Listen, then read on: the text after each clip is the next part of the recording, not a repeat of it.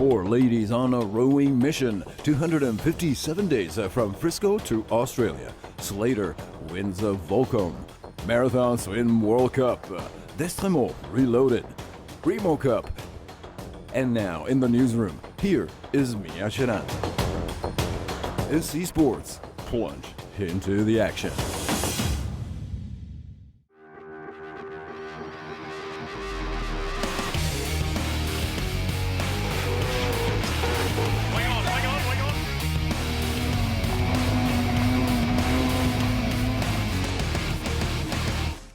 Welcome back for more NC Sports. I'm Mia Cheran and we have a truly special edition today with the latest news and exclusive insight on top water sport events worldwide. So let's take a quick look at the lineup. Four British women row across the Pacific. Meet Team Coxless. The latest from Bermuda and the Cup with Rachel Sawden. Sebastien Destreamau on course for the Vendée Giobe. Plus, Slater is back on top at the Volcom Pro. FINA Marathon Swimming World Cup kickoff in Argentina. Dee Caffari back at Sailing Arabia. Primo Cup in Montecarlo, and lots more. Nearly 8,500 nautical miles and 257 days at sea. Four British women on a rowboat across the Pacific Ocean. An awesome, extraordinary, but also terrifying challenge for any athlete. Laura, Emma, Natalia, and Isabel have made the grade. Let's find out more on today's top story.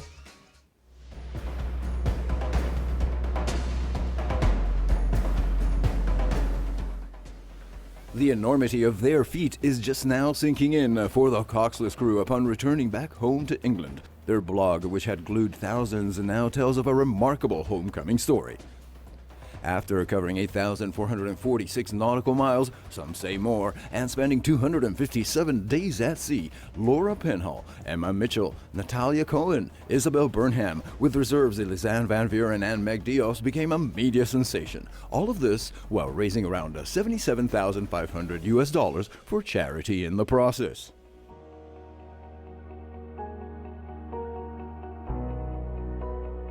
Their three-stage row began from San Francisco and concluded in Cairns, Australia, with stops in Hawaii and Samoa. Smashed by waves, circled by sharks, they held grueling 2-hour shifts on rotation for nearly 9 months. With a watertight cabin for two Doris, their faithful 29-foot boat is among the best designs in her class. A Rossiter, already holding the Indian Ocean pairs and the North Atlantic world records. Plus, it's the winner of the 2011 Atlantic rowing race.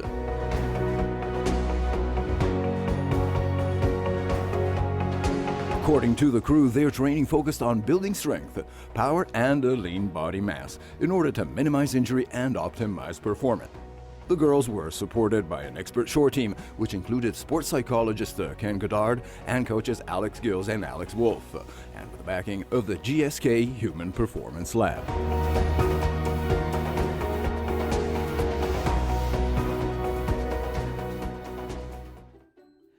Well, that sure was an amazing adventure for these girls, but now let's skip oceans and move on to the Caribbean. What's up with the boys at the 35th America's Cup?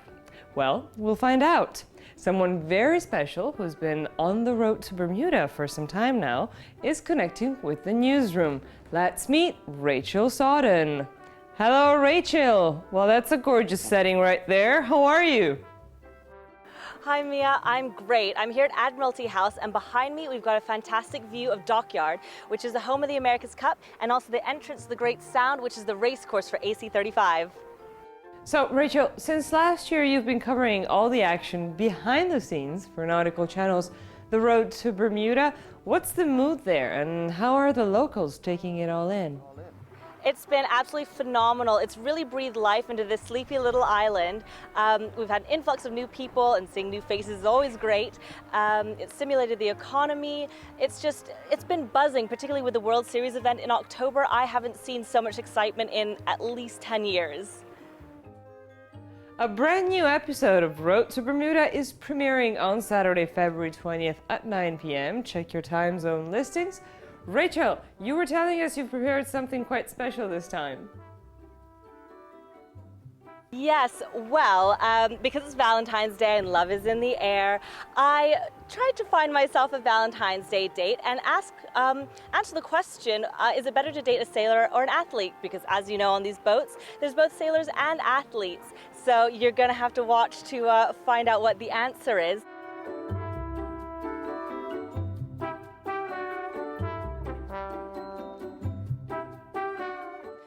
But aside from that, I signed up to try out for Team Bermuda for the Red Bull Youth Americas Cup. They put me through my paces at the Oracle Team USA gym, and I've got such a new respect for these athletes. It was really tiresome.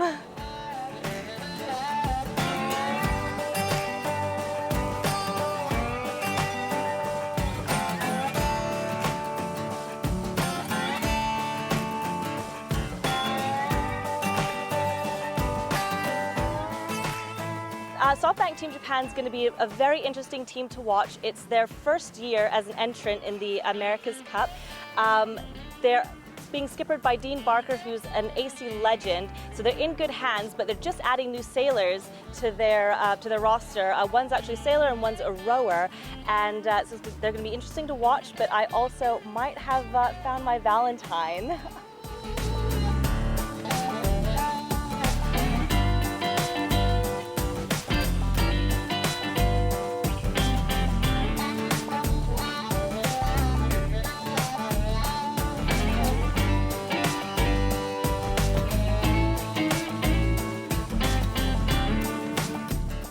Well, Rachel, thanks so much for spending some time with us, and to the whole team of the Road to Bermuda. We're really out of time now, but we gotta do this again soon. Take care and fair winds.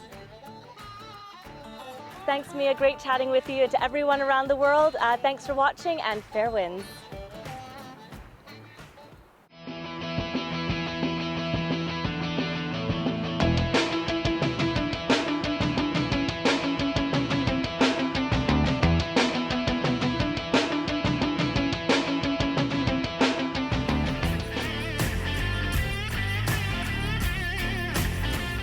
We'll have more regular updates with Rachel from Bermuda in the upcoming NC Sports editions. FINA Marathon Swimming in Argentina, Kelly Slater back on top of the podium, and Dee Caffari back on the Arabian Tour. It's all right here, right now, on the NC Sports boots. The inaugural leg of the FINA World Cup Marathon Swimming Circuit kicked off in Patagones Viedma, Argentina, with American Alex Mayer and Italian Rachele Bruni respectively grabbing gold in the men's and women's 10K. Mayer clocked in at 1 hour 55 minutes, 42.72 seconds, just 28 milliseconds ahead of second-place finisher Italian Simone Ruffini.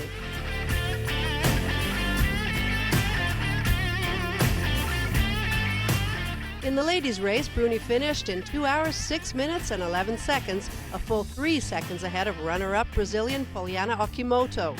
62 athletes from 17 nations took part in the competition.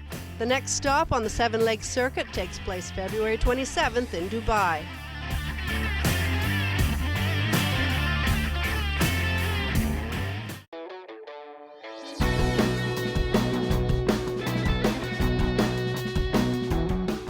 Slater reminded fans and competitors he's still the one to watch when he coasted to a hands-down win at the Volcom Pro 2016.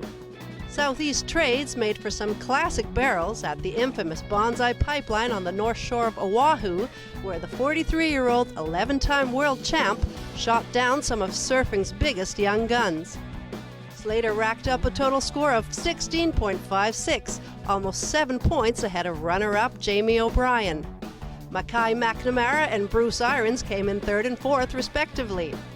Closing in 9th place on the WSL ranking list for 2015, this was Slater's first win in nearly 2 years.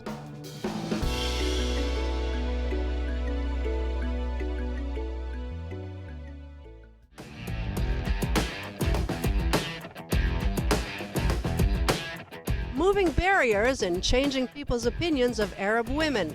That's what it's all about, says Dee Caffari, skipper of the Oman Airport's Al Turaya all-women's entry in the 2016 EFG Sailing Arabia, the Tour. The regatta kicks off Sunday, stretching to the 29th of February. Caffari and her all-female crew will compete against several top men's crews in a combination of 5 open water legs and 3 import races.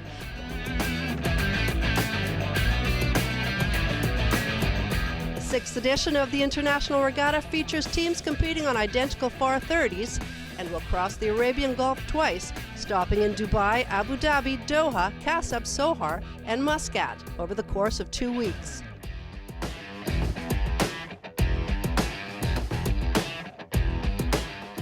Montecarlo kicks off the sailing season in the Med, and Sebastien Destreamau gets personal. Stay tuned, NC Sports will be right back after the break.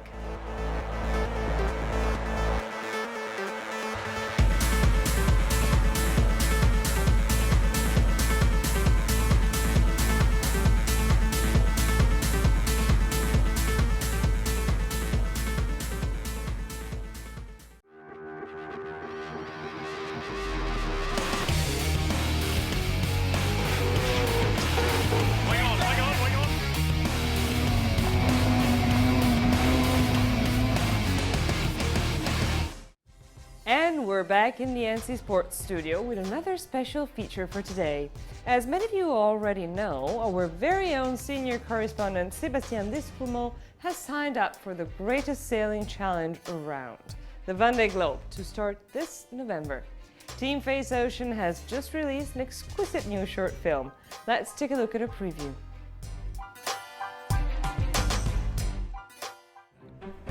Alors, je m'appelle Sebastien Destreamau. My name is Sebastien Destreamau. I live in Toulon, in the south of France. I've been a professional sailor for several years, for about 25 years. I've recently turned to sports and sailing journalism, and now I'm going back to the ocean. Ça donne un peu la mesure de l'énormité de ce qu'est le Vendée Globe. World champion, America's Cup veteran, and now a seasoned nautical reporter, Sebastien offered some frank introspection in this short profile and also revealed some very personal anecdotes on what it means to grow up in a sailing family.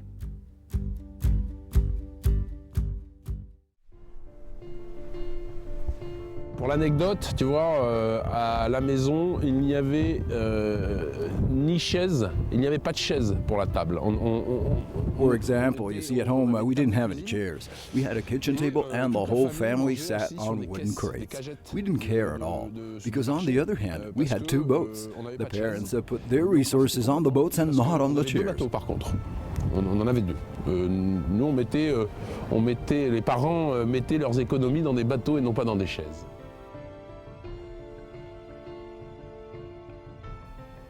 Notre père, quand on avait 10 ans, 11 ans, nous a We were acheté about 10 or 12. Our father bought us a boat, a small 5.5-meter boat, a corsaire. That allowed us 3 kids to discover what taking responsibility is all about. Aux 3 enfants, il y avait les parents. The parents were on their own 8-meter boat, but suddenly we had to be in charge, skippers of our own boat. Well, our father's, but it was a 5.5 meter, not much. But when you're 10 years old, it's plenty already. Above all, you're responsible for that boat. À nous, c'est un bateau de 5,50 m, c'est pas très grand. Mais quand t'as 10 ans, 5,50 m, c'est déjà beaucoup. Et surtout, t'es responsable de ce bateau-là. It's a spring sailing classic that has spanned for over 3 decades, and each year marks the start of a new season in the Mediterranean. Let's go to the Yacht Club de Monaco for the first week of racing at the Primo Cup.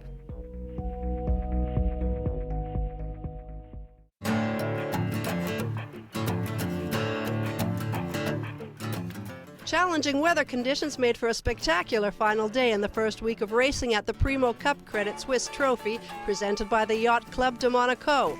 Winds gusting at almost 20 knots made for rough seas as 75 international teams battled it out in the 32nd edition of this prestigious regatta, considered the season opener on the Mediterranean. Bon, c'est vrai que le Surprise, c'est une série qui est très représentée en Suisse. On en a fait. It's true that the Surprise is a series with lots of following in Switzerland. It has been that way for years. So we feel the race a lot, and it's a boat we've sailed plenty on. Then I was happy to see some good French and Italian teams.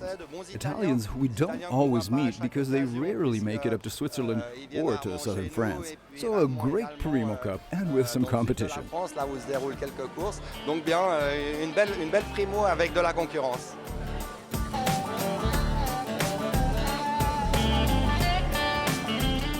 C'est toujours un grand plaisir d'y naviguer. It's always a great pleasure to race on them. These are boats that by now have practically become classic. It's a project from 1982, but they are superb boats. Especially in these conditions, they sail very well and the fleet is still there and at a good level. So we really had fun this weekend. Ce qui fait qu'on a trouvé le moyen de vraiment s'amuser ce week-end. Swiss team Mirabeau 1, led by Etienne David, took first place in the surprise class. German helmsman Philipp Roderman guided his team to victory in the Stars, and Englishman John Pollard, with Team Excellent, prevailed in the SB20. Guido Miani and the crew of Botta Drita sailed to victory in the Smeralda 888 class, while Vadim Yakimenko and the Latvian Amber Miles team triumphed in the IRC 1-2. Englishman Andrew Jones led Fox and Sox to a win in the IRC 3-4. We had magnificent conditions, with winds varying from 6 to 20 knots for the whole weekend. We carried out the program with 6 races, and I think the sailors were really tested. We're very proud to host for their first event in the Med, the DM24s. These are the boats that are used in the Tour de France à la voile. They are 24-foot multi-hulls with just 3 crew members, and they are honoring us by coming to Monaco and the Mediterranean for their very first sports test. So we'll have 5 boats here next weekend. 5 bateaux le week-end prochain. On en est très fiers.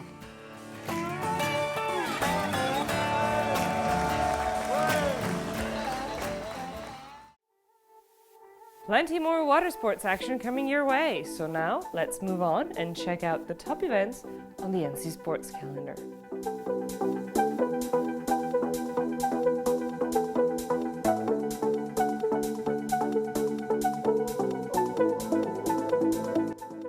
Isidro in Argentina plays host to the upcoming 2016 470 World Championship from the 20th to the 27th of February. The regatta is open to sailing vessels of the 470 class with separate men's and women's events. One of Argentina's key sailing venues, San Isidro, is located 12 nautical miles north of Buenos Aires.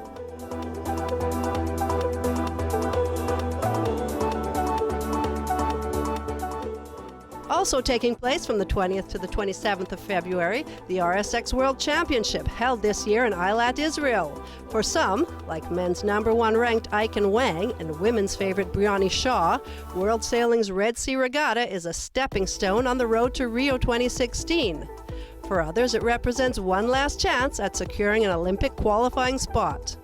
In both cases, expect to see some world-class sailing action.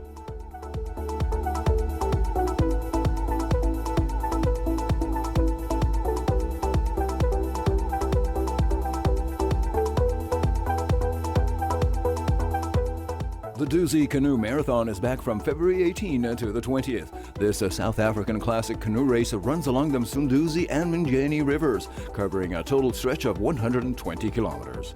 Up to 2,000 paddlers take up the challenge each year, making it the biggest canoeing event on the African continent.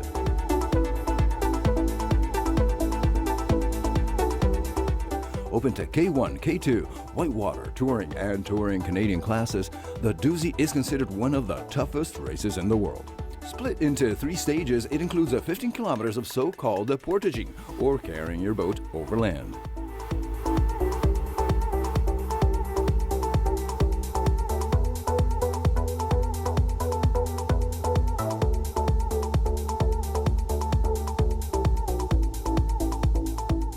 Two major events on the trade fair circuit taking place this February. First, the Miami Boat Show kicks off from the 11th to the 15th at a new venue, the Miami Marine Stadium Park and Basin, featuring a showcase of more than 1,200 boats on land and in water.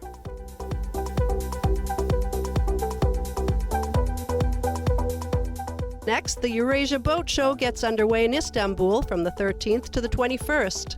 Apart from a wide array of watercraft, the 9-day Kermesse will feature everything from diving and fishing equipment to high-tech gadgets and the latest in nautical apparel.